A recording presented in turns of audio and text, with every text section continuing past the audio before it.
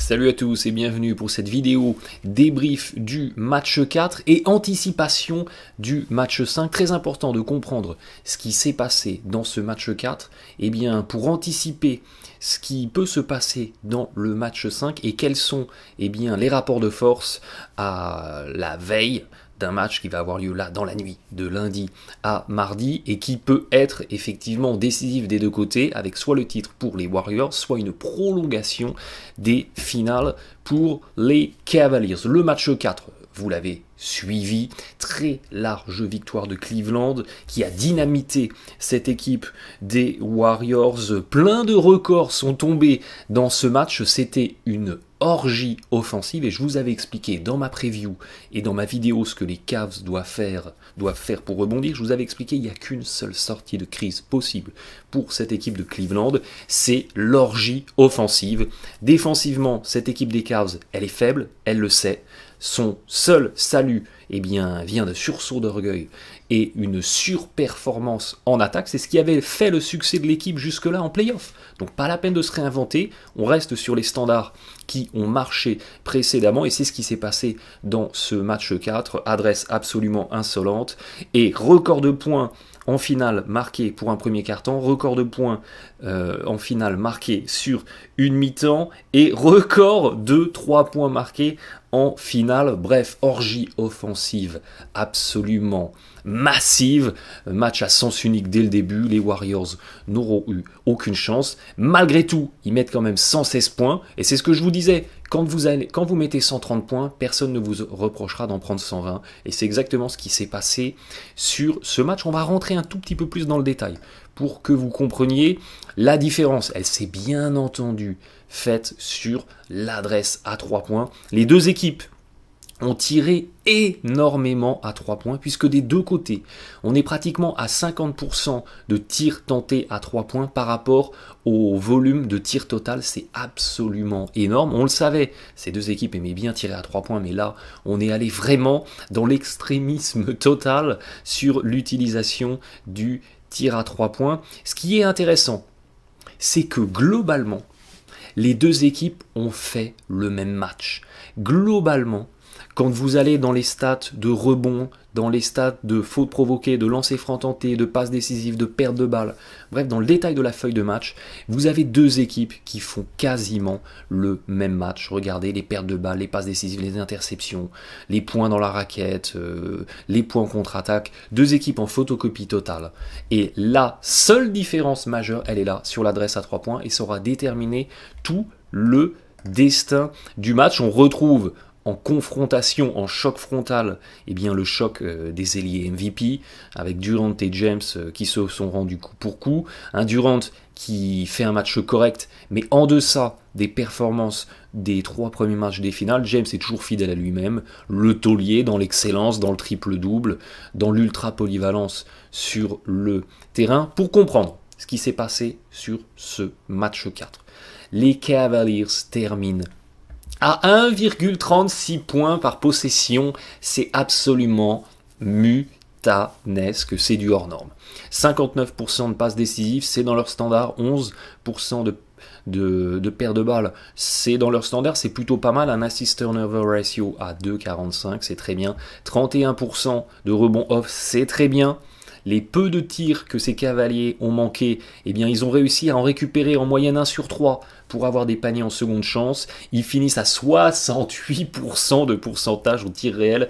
C'est complètement hors norme. Et pour la première fois des finales, ils ont réussi à imposer un tempo sous les 100 possessions jouées. Et c'est une autre des raisons de ce succès dans ce match 4. Et je vous l'avais expliqué, la clé pour battre les Warriors, c'est contrôler le tempo du match, ralentir le rythme pour limiter le jeu rapide des Warriors et tomber plus dans une guerre de tranchées mi-terrain qui correspond au jeu de cette équipe des Cavs. Côté Warriors, On est quand même à 1,17 points par possession. C'est énorme. C'est globalement la moyenne de cette équipe de Golden State dans les playoffs.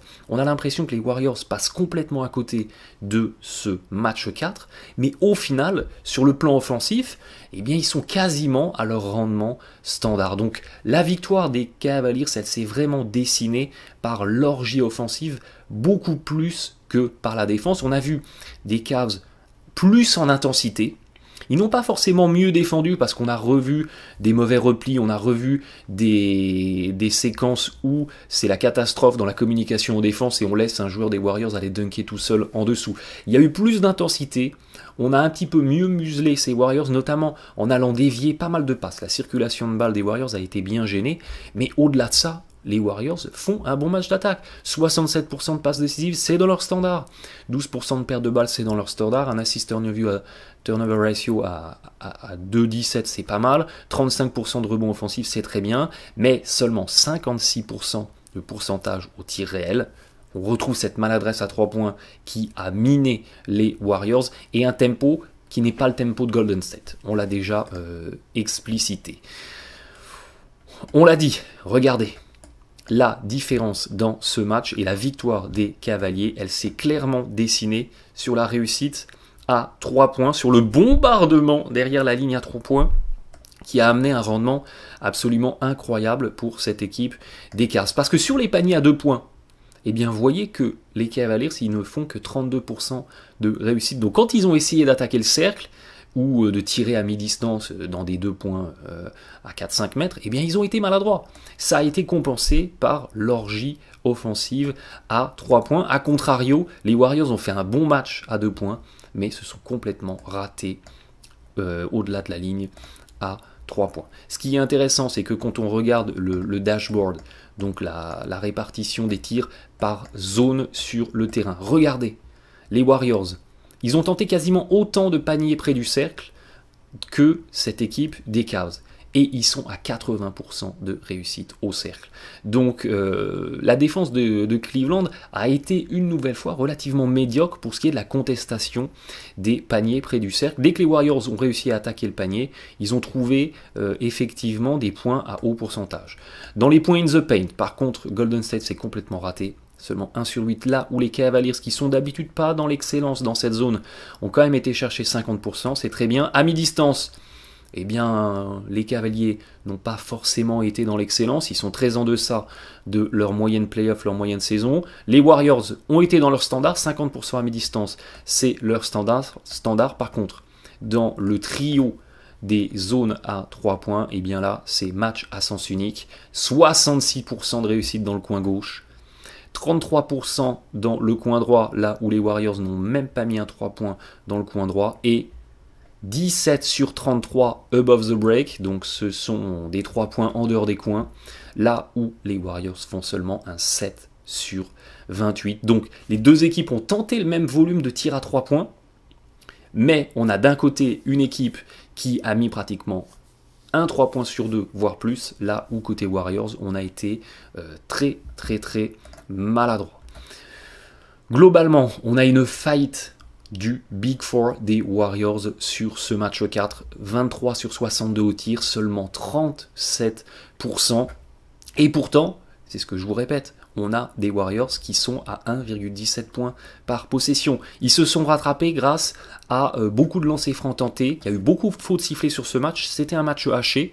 Ça ne correspond pas à ce que les Warriors espèrent. Eux, ils préfèrent de l'open court, des séquences où on peut courir, où on peut attaquer. Quand c'est haché, c'est plus favorable aux Cavs.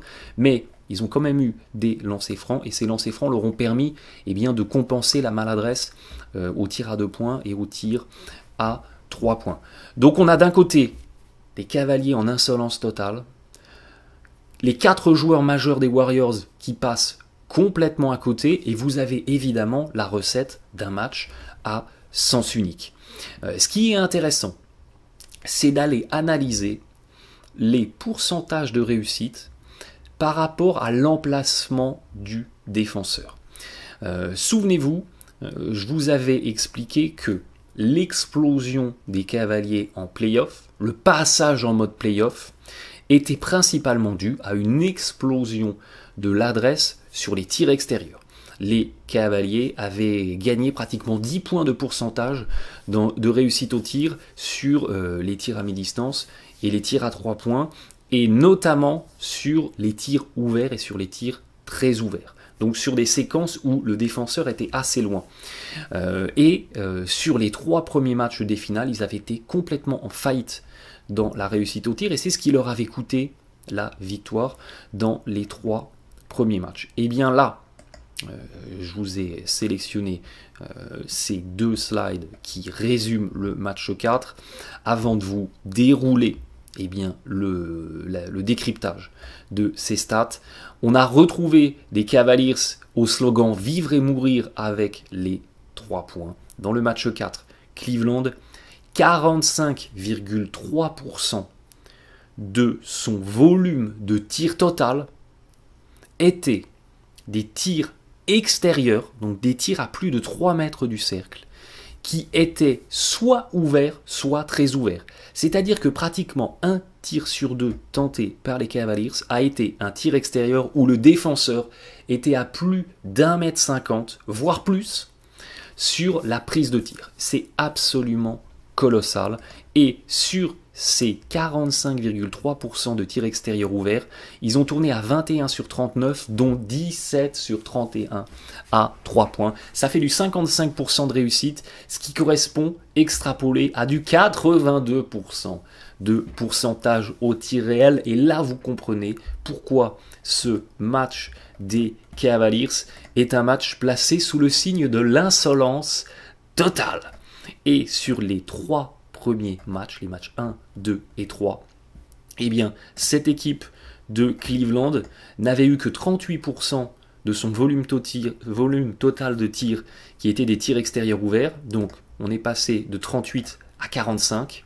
Et sur ces tirs extérieurs ouverts, ils étaient à 14 sur 40, donc 10 sur 30 à 3 points.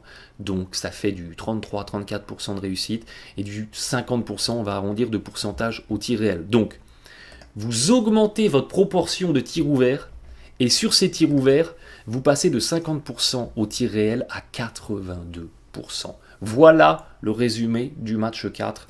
C'est l'explosion de l'adresse extérieure. Et il y a un effet vertueux dans cette explosion de l'adresse extérieure. Parce que, qu'est-ce qui s'est passé dans les matchs 1, 2 et 3 ?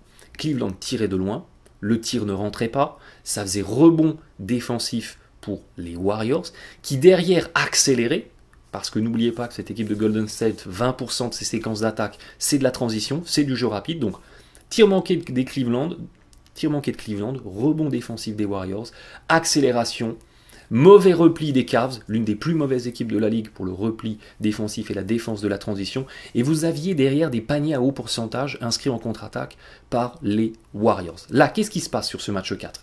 Tir extérieur, panier marqué, donc pas de rebond défensif, pas de possibilité d'accélérer, de jouer en transition, remise en jeu. Pendant ce temps-là, les Cavs, ils peuvent tranquillement replier, et on se retrouve dans une guerre de tranchées sur des attaques placées mi-terrain, et ça fait toute la différence.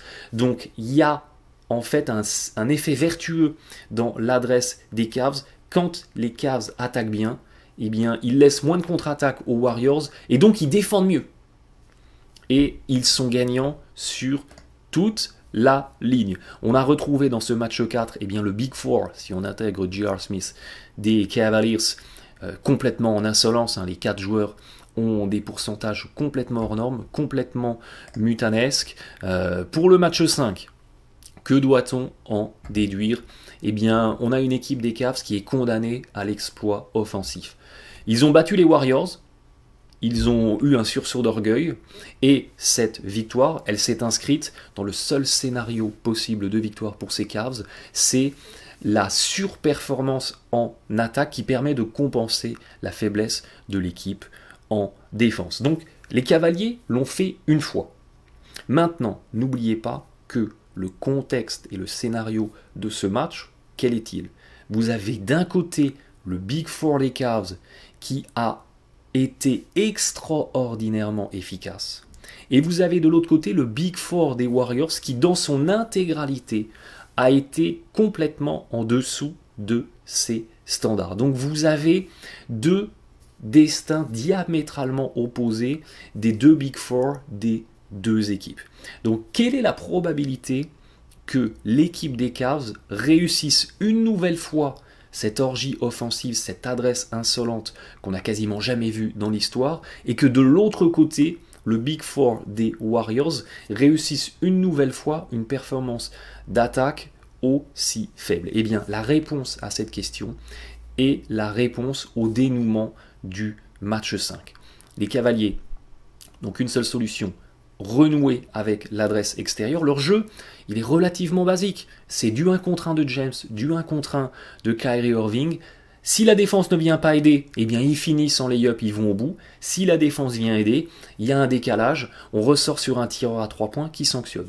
Le fond de jeu des Cavs, c'est ça. C'est ce qu'on appelle du drive and dish. Je drive vers le cercle et je dish, je fais une passe s'il y a une aide vers un coéquipier tout seul à 3 points. Donc, les Cavs vont se restructurer, se remobiliser autour de cette attaque-là. Vont-ils réussir à maintenir ce niveau d'adresse? Ils n'ont pas le choix. C'est la seule solution possible pour essayer de battre les Warriors. A contrario, l'équipe de Golden State doit retrouver effectivement de l'adresse extérieure, de l'adresse à 3 points, mais aussi de l'intensité. Sur ce match 4, on a vu des Warriors qui n'étaient pas du tout en intensité par rapport à l'intensité imprimée par cette équipe des Cavaliers. On avait vu sur les matchs 1 et 2 des Warriors beaucoup plus en intensité que les Cavs, et là on a vu l'inverse. Sur le match 3, les deux équipes étaient à peu près au même niveau d'intensité, et là sur le match 4, on a vu encore une équipe qui prend complètement l'ascendant au niveau de l'intensité. Donc espérons, pour l'intérêt du match 5, qu'on ait deux équipes qui affichent le même niveau d'intensité. Les Warriors n'ont pas d'autre choix que d'entamer ce match 5 comme si c'était le match 7. On va avoir enfin une idée du niveau de mental de cette équipe de Golden State sur ce match 5. Si après tout ce qu'ils ont vécu l'année dernière, le fiasco des finales qui pour moi sont perdues en 2016 sur le match 5 où les Warriors pouvaient célébrer le titre à domicile et eh bien n'ont pas gagné, ont derrière été rejoint un match à Cleveland perdu, et sur un match 7 tout peut arriver, et c'est ce qui s'est passé l'année dernière, et les Warriors perdent le titre, pour moi non pas sur le 7 mais sur le 5. Donc si avec ce vécu-là, les Warriors ne considèrent pas que ce match 5 c'est un match 7, c'est un must-win, et qu'il est inconcevable de retourner à Cleveland. Donc si ils ne viennent pas dans cette rencontre avec leur trip, et avec la win en level 90 000, eh bien c'est que mentalement, effectivement, cette équipe n'est pas au niveau d'une équipe qui a affiché un tel palmarès. Donc ça va être très très très intéressant, parce que autant ces Cavaliers, dès lors qu'ils ont été mis en difficulté, qu'ils ont été testés, qu'ils ont été dos au mur, c'était le cas l'année dernière, c'est le cas encore cette année, ils ont répondu présent. Les Warriors, on les attend toujours. Dès lors qu'ils ont été dos au mur l'année dernière, ils ont répondu présent face au Thunder en revenant d'un 3-1. Donc là, grand bien pour eux. Par contre, en finale, dès lors qu'ils ont été un petit peu dos au mur, eh bien, ils se sont complètement éteints, ils ont complètement disparu, ils sont partis en déliquescence. Et là, ça va être donc très très intéressant de vérifier et de tester un petit peu le niveau de mental et d'intensité de cette équipe de Golden State. Pour ce match 5, eh bien, il n'y aura qu'un seul déterminant, c'est l'adresse à 3 points. Si les Cavaliers ne sont pas à plus de 36-37% de réussite à 3 points, que derrière, ils n'apportent pas la même intensité et ne sont pas aussi combatifs dans le rebond offensif, ça sera extrêmement compliqué pour eux. Si à contrario, les Warriors sont encore maladroits, pas en intensité, et que Cleveland arrive à tourner autour des 40% de réussite à 3 points, eh bien le match 5 est arrachable pour cette équipe des Cavs. Et si les Cavaliers égalisent à 3-2, eh bien là, ça devient intéressant. Là, il peut se passer quelque chose. Pour ça que je vous dis, les Warriors, ils ont intérêt à jouer ce match 5 comme si c'était un match 7. On vivra tout ça ensemble dans la nuit de lundi à mardi, cette nuit. Je vous souhaite d'ici là un bon match. Merci de votre fidélité, à très bientôt, et bonne finale à tous.